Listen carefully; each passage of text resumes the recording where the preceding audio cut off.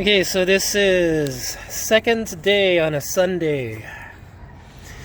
This is the carburetor. I'm gonna take out this part here with those 4 screws, and then I'm gonna show you how the throttle assembly is put together. There's a spring in here, the cable comes through here, there's a thing under pressure. You need to push down on this when you take those 2 screws out, otherwise it's gonna fling out on you, okay?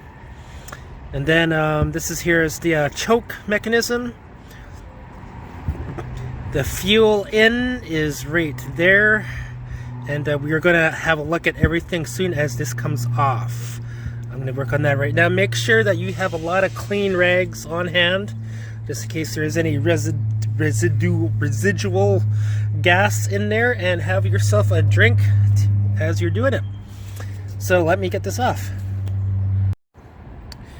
So the 4 screws are off, and they are right there. They are all the same size, and make sure that those screws look exactly like that.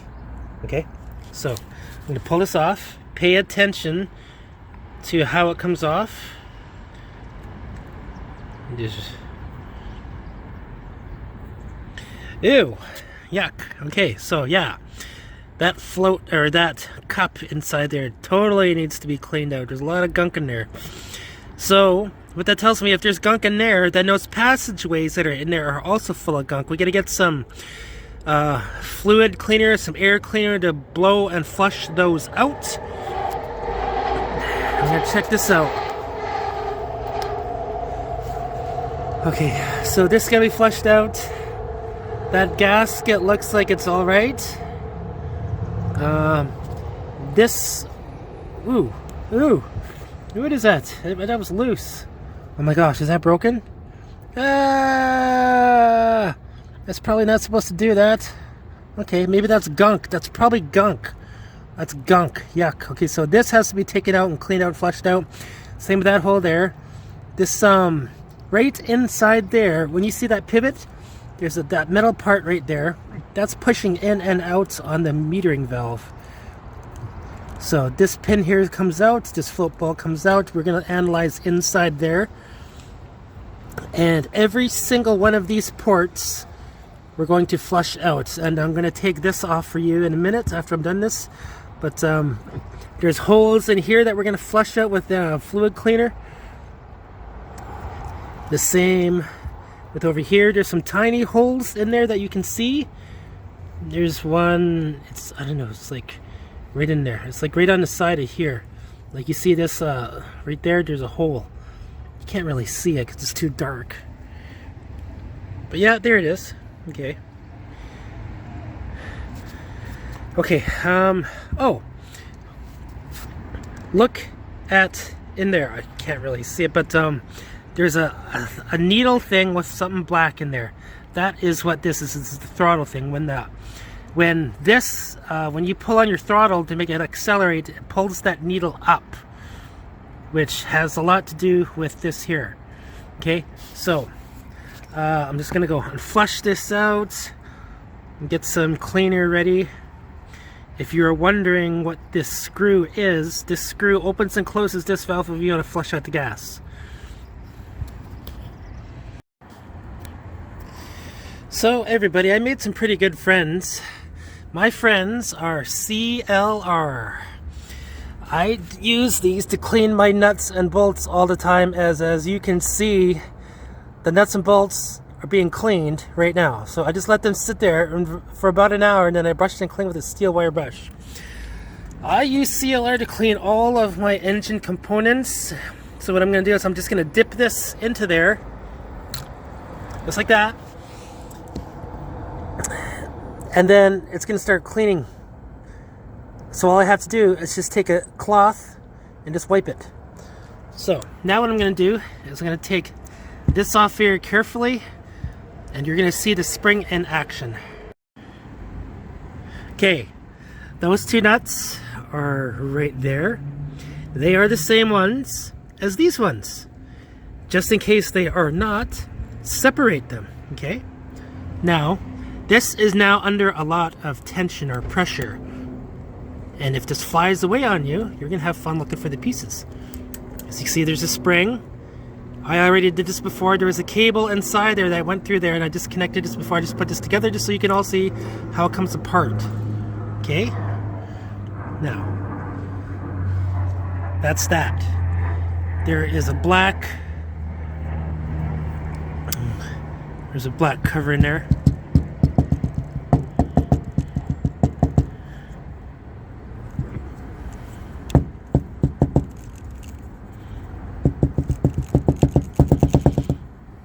Okay, here. Let me try to get this out for you.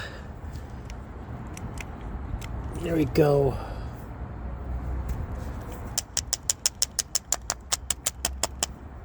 There we go. Okay, so this only goes in there one way. As you can see, if you try to turn it, it doesn't turn, so it needs to go in there like that, okay? So, there is the needle valve. The cable goes into this slot right here, which goes into that end. And when you pull the key, when you pull your throttle, it goes this way. When you let go of the throttle, it closes it. Open, close, open, close. And it closes because of this spring is putting a whole bunch of pressure onto it. And the cable goes in through there, through that spring. It winds into there and hooks onto here, okay? Now, if we were to look into this, ooh, look at that, we got more holes. There's a hole, you know, I'm going to use this needle to show you guys. This needs to be flushed out, that needs to be flushed out. There is a tiny pinhole that you can see right there, and a jet right there. Needs to be flushed out. This needs to be flushed.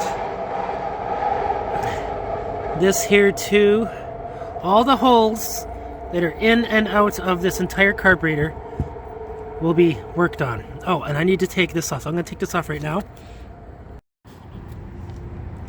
Okay, so this pin came out of that, and I pulled it out in this direction because when you try to go that way with it, it hits this. And I just made this out of a piece of tie wire, and I pushed it out like bleh.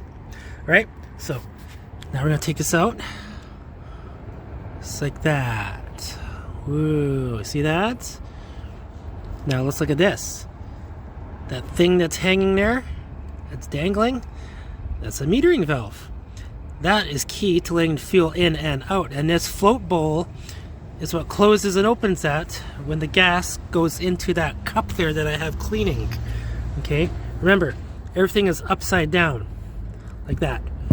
And this float bowl is actually facing like this. Okay, so the gas is going up.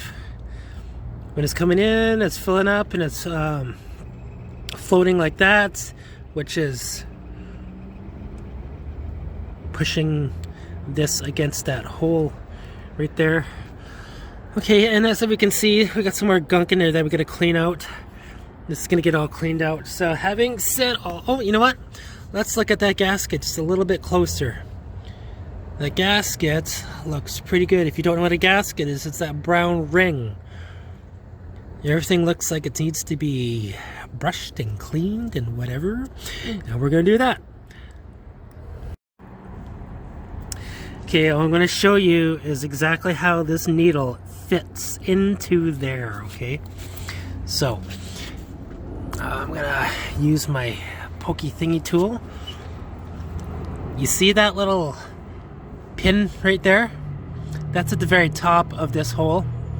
If you look further down, you're gonna see another pin way down there. And that hooks up to this part right here. So, the pin has to go in this way. It's a long slot, hooks up to that. If you look on the other side, there is no slot, but there is a little corner piece here.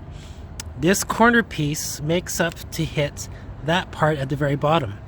Okay, and because that one right there is at the very top, we put it in this way. Okay, it goes into here just like that, and you can push it all the way in. Now that is going all the way in there. Okay, now we're gonna have a look. This end right there. that pin goes right into the middle of that hole, which connects to this part right here. Okay, that lets the gas in and out of the carburetor. The main jet, which goes out this end. This is the air intake. This is the motor side, the cylinder side. So, can I see it better through there? Sort of. What I'm going to do is I'm going to take my pokey stick. I'm going to lift that in and out. I'm just going to try to get it into there. Okay, got it in there. I'm going to pull it in and out. You're going to see that thing go up and down. So I'm pulling up. As you can see, the needle comes up. And then it goes down, right? So that cable, this wire in my hand, is the cable. Like when you're giving it gas, you go, and the gas is going inside the cylinder here. When you let go of the throttle, this spring pushes this back down into that position right there. Okay. And this needle does in fact come out. If you look at the mechanism,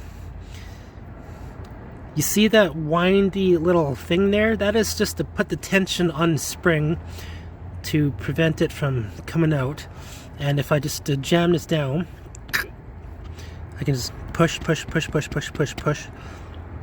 that in, and that spring part comes out. See that? That can come out if you want to have a look at the needle or replace the needle. Right now, I don't want to replace the needle, so I'm just going to put this all back together as it was.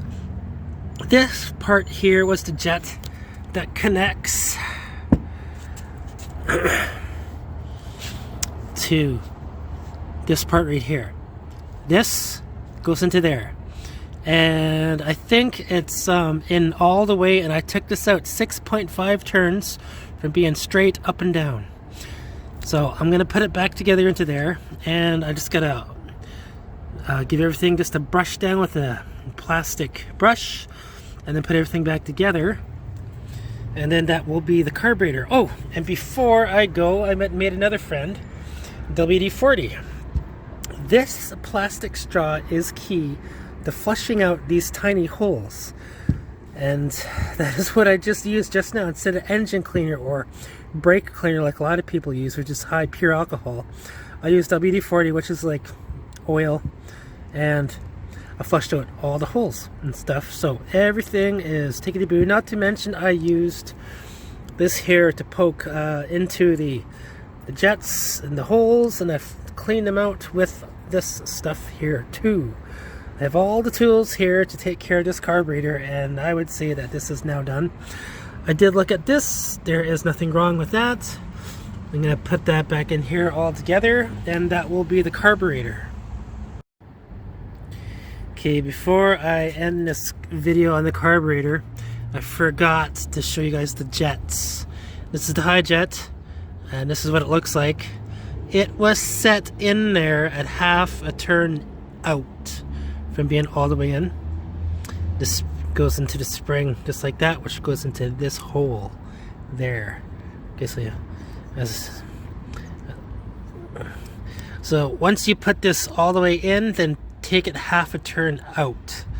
Okay, that was how it was set in there. Then I'm going to work on this right here, which is the low jet. Hold on. Okay, so after taking the jet out of that hole, it is right there. I just cleaned it up so you could have a nice view of what it looks like. It looks like there's some type of thread action right there. You can see scored onto the needle part. I don't know if that's on purpose, but this one was screwed in 2 1/4 turns. So it goes onto there, and it goes back into its hole, just like that. And it goes in 2 1/4 turns. And that one is directly related to this hole right here. Okay? And that hole is this entire thing is connected to the air filter. Alright? And that will be that for the jets. Okay, so everybody, that is the end of this video for the carburetor and its cleaning. I will have to take this part out again to feed that cable in through this hole here. The choke part will go into there, and that will that's just like 2 parts that I gotta put the fuel line back in there. But as far as the internal components on this is all cleaned out and flushed out. Now when I do go to put this in and start it, it will smoke a lot because I've been using WD-40 and CLR to clean this out, so that product will be burning in the cylinder. As you can see, as I'm just noticing now, there's a lot of scuff marks on the carburetor here. There's a lot of scrape marks, so I'm thinking somebody must have rolled this a while ago. I don't know really the full story, but I was ready to assume that this was not the original carburetor, but it very well could be.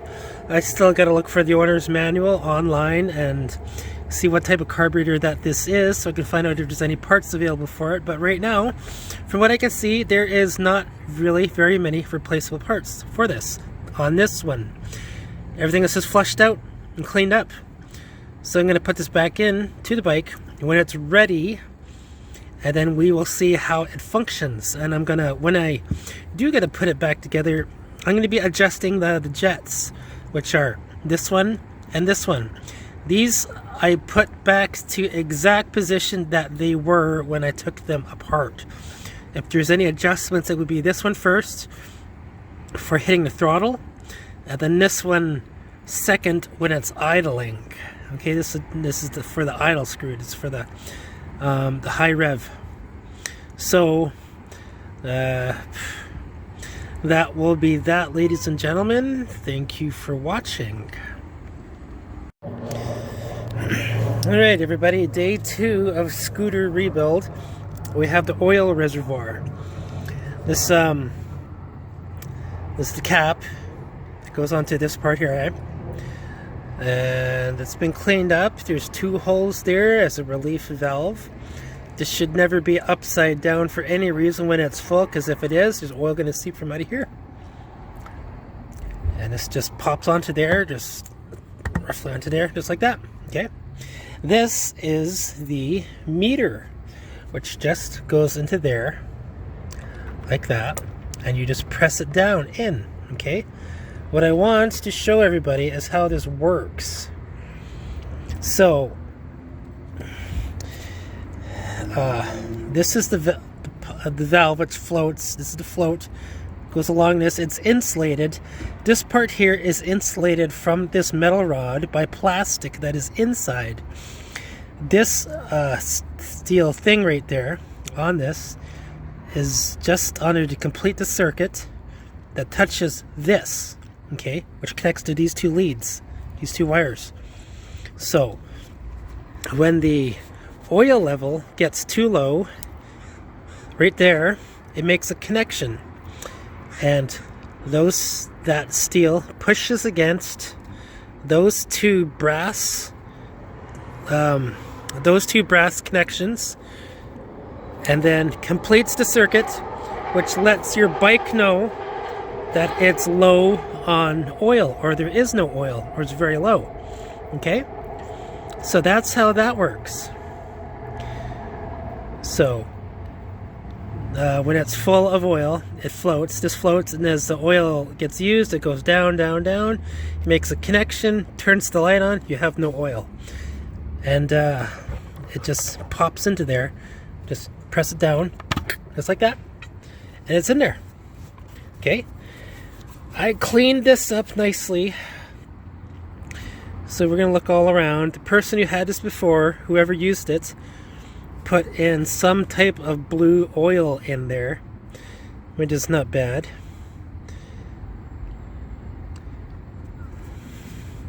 And there is 0 leaks in this oil reservoir. So this is now ready to go back onto the bike. That is the end of that. So carrying on with day 3 of scooter rebuild, we have the muffler. The muffler is one solid component, which I am showing you. And this goes to the exhaust. And holy fucking shit, this looks like gasket sealer. That's exactly what this looks like. Gasket sealer. So there's probably supposed to be an actual rubberized gasket which fits this. Somebody probably lost it and put some gunk into here. So I actually have gasket material. So what I'm going to do is I'm going to get rid of all this, flush it out, clean it, and to trace this out with the hole into it, and then cut it out a brand customized new one. Now with this rust bucket, I got my CLR. We're going to put it into here and spray this entire thing and just wipe it down so it's nice and clean. And we're going to give it a brand spanking new shiny paint job, but to be honest with you, since it's a muffler, this gets hot, and putting a brand new paint job will only burn the paint off. So we're just gonna clean this up and get a new gasket for that, and then that will be the end of that. Well, we're just gonna show you what it looks like before I end this video on the muffler.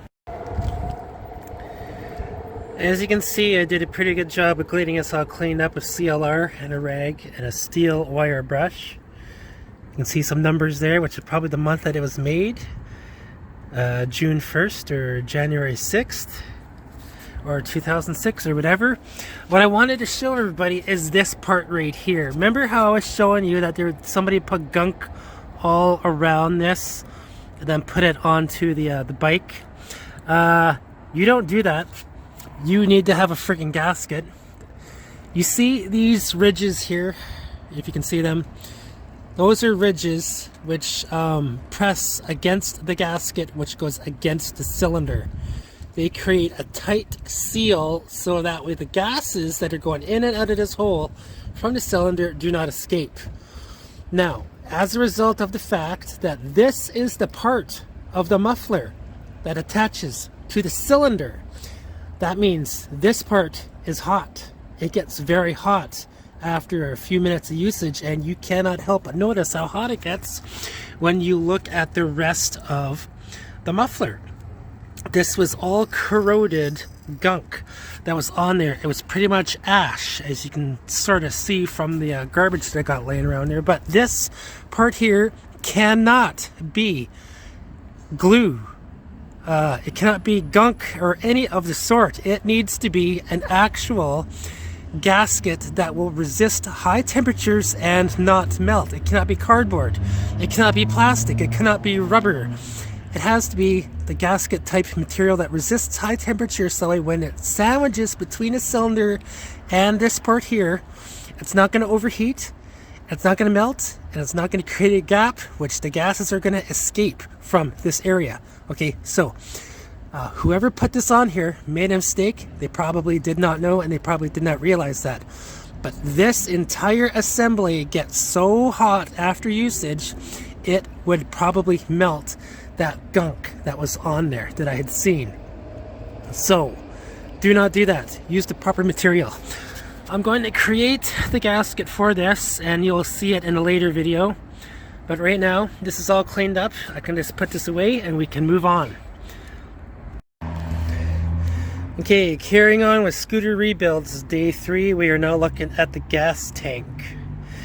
This is where the gas goes in, is the filler. We're going to take this off. This looks like the meter.